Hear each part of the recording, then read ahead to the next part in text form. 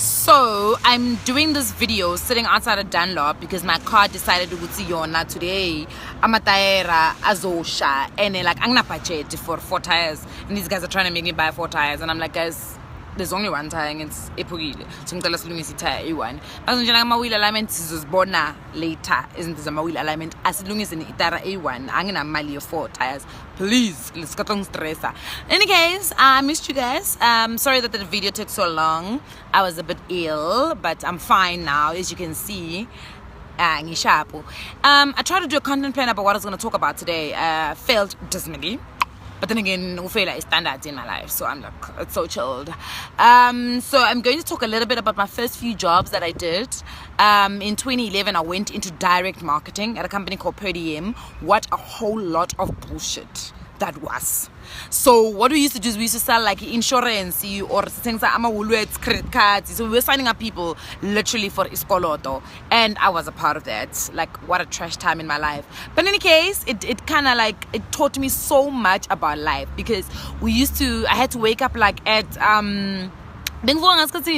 I used to wake up at like around about 4-8 o'clock in the morning. You guys, I had to be at work at like 6 o'clock, and then at 6 o'clock would ring the bell for people who have done really well, and also like if you've done like 3 application forms of people that you have signed up, you'd ring the bell and would chant around and go juicing each other.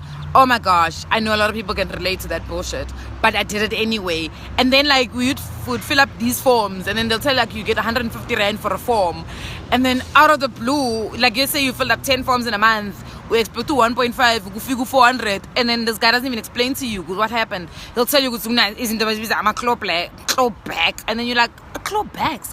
What the fuck? You said I must fill in freaking application forms, and I did that. Where's my money at? In any case, I lost a lot of weight. I got losing complexion, so my sister was like, le nonsense your job. So I let that go and I went back to school, and then I decided, you know what, let me go back into coaching. So I was doing sports coaching, which was really, really great. I really loved coaching. It was one of the best things I'd ever done in my life, but I didn't think I would be doing it for a survival. You know what I mean? I coached when I was in Rhodes. I was coaching VG, but then I got to Joburg and I had to end up coaching like it's a real job. That time at VG, I used to make fun of people who were coaching for life, like coaching like to eat and survive. Bam, 2010, 2011, 2012, I was part of those people. So like I used to go to school at 8 o'clock, and then at 12 o'clock I used to get ready when other kids are like chilling at school, by a socializer, you know, like by a jola. I mean, I'd be getting into sports coaching. I'd take a taxi from Randburg to Randpark Ridge, quickly go and coach. 1:45, I'd run down to Bears to catch another taxi to town, and then get to town, eat taxi share on Elof, walk all the way to Faraday, take another taxi to Jeppes Town, get off, go and coach at Dominican Convent, 5 o'clock, knock off, go home. So that was my life for quite a while. And I mean, it wasn't a lot of money, but it was money that I needed, because my dad was like, I'm not giving you no pocket money because you don't want to go back to school. I need. So I worked, and then I did that quite a lot.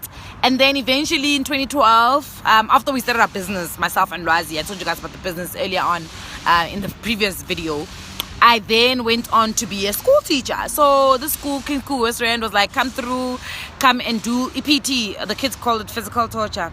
Abantwana benu are little devils, by the way. So please, if you have got kids who hate PT, tell them because they're little devils, because EPT is good for you. But in any case, whatever. So I was teaching EPT, sometimes teaching technology, and filling in for like friends, like teachers, and then also substitute teach. It was just bullshit. And I was a sports coordinator. I was qualified to be a sports coordinator. So the idea was I was going to do my degree, finish it off, and then do a postgrad in education so that I can qualify as a teacher.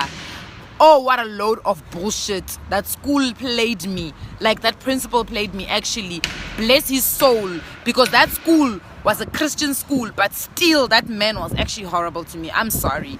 And I had to get to school like, I used to live in Little Falls at this time, and then guys, it would be raining, and then I'd walk, like I'd take a taxi, and then I'd get off, and then like under my feet, so you know when it's raining and they've just cut grass, like the grass, you're collecting the grass. Then I'd walk into the staff room. First of all, we used to walk into the staff room, and then there would be a sermon every morning, so somebody had to read the Bible, and then we would sing like a song. And then when we were leaving, like where I was sitting, there'd be like grass, and people would be like, why is there grass here? Who brought grass in? And I'm like,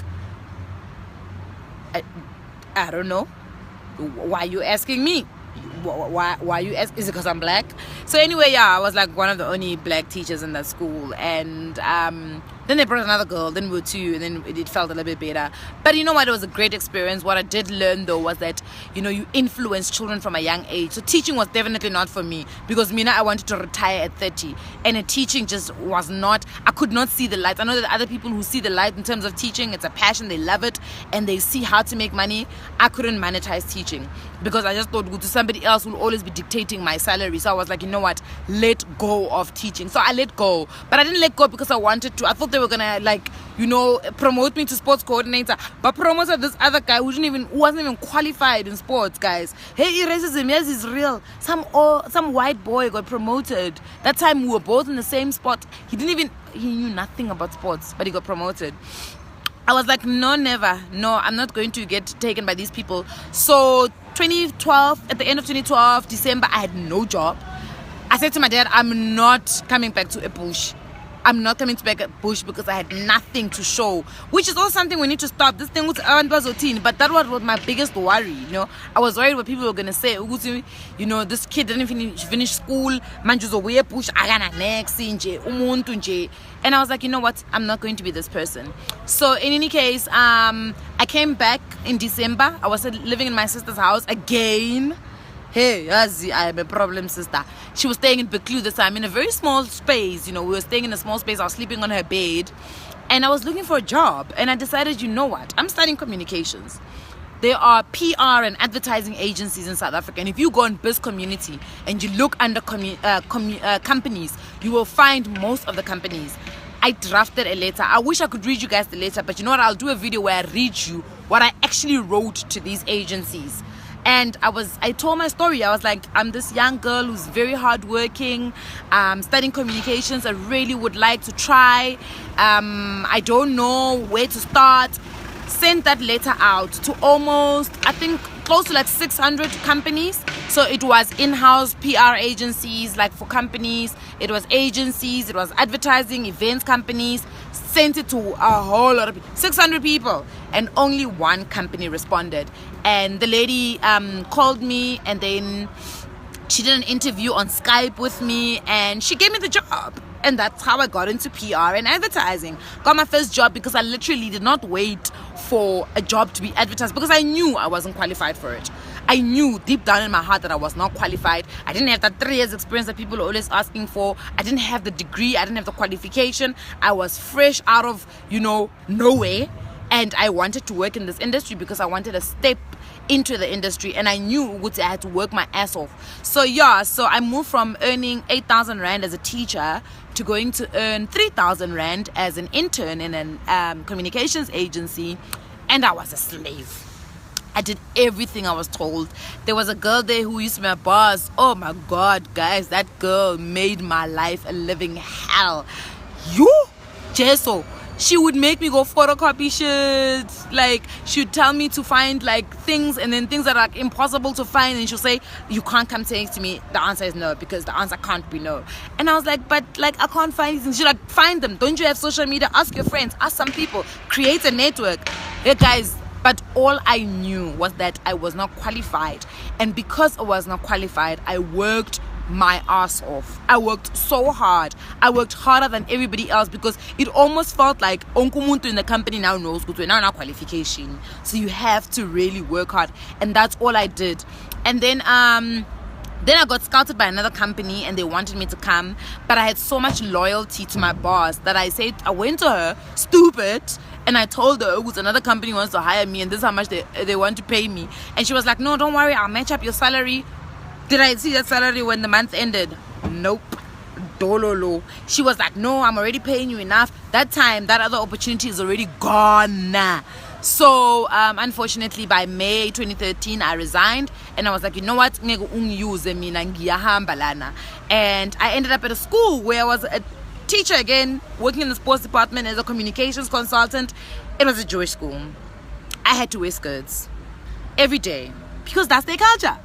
That's their culture. When you're in Rome, you do what the Romans do. So man, that was difficult for me. And eventually in 2013 September, Nitrogen called me again and they were like, don't you want to come through and do client services for us? And I was like, hey, I'm on it, I'm coming, I am on the way. And literally that's how my life actually started, when I went to Nitrogen in 2013 September, which is my birth month. So that was great. And yeah, so in the next video I'll tell you guys about how I started in this advertising agency, knowing nothing about advertising, zero, to where I am now, and the amazing stuff that I learned over the years.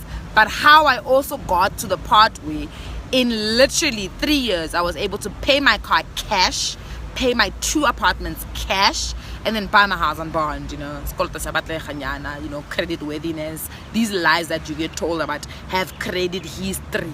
But yeah, I'll tell you guys in the next video all about that and all my failures, how I failed at some businesses, and woo! Oh, and then also how I managed to get onto TV, managed to get onto radio, managed to get onto Generations.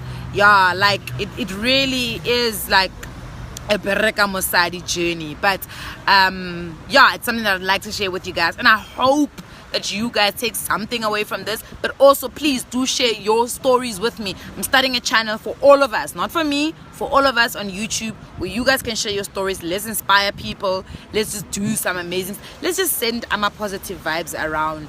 But yeah guys, it was not fun and games, not all the time. There were days when shit was rough, where I knew noodles and tuna like I knew my name.